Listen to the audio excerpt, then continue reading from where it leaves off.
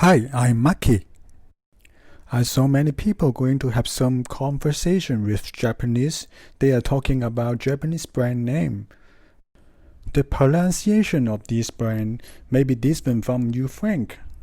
Today we are going to show you how to pronounce Japanese brand. Canon, Canon, Canon. Nikon, Nikon, Nikon.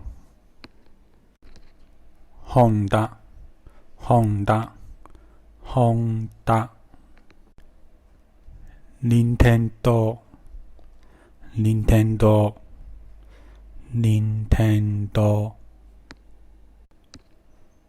SHISEIDO, SHISEIDO, SHISEIDO. MOSBURGER, MOSBURGER, MOSBURGER.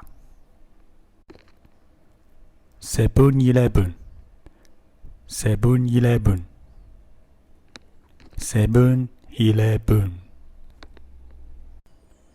Family Mart, Family Mart, Family Mart. Uniqlo, Uniqlo, Uniqlo, Uniqlo, Uniqlo, Uniqlo. Dragon Ball, Dragon Ball, Dragon Ball.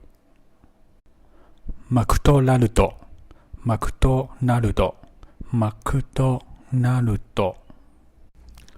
Or sometimes we say McDo or Mac, McDo, Mac. Kentucky, Kentucky, Kentucky. Godiva, Godiva, Godiva.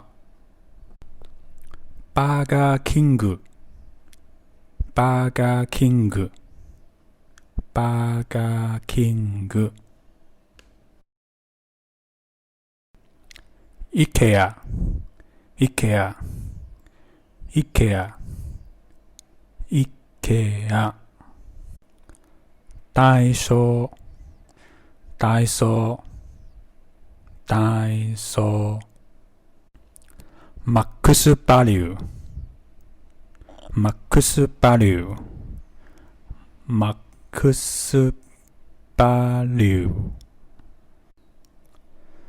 MISUDO, MISUDO, MISUDO.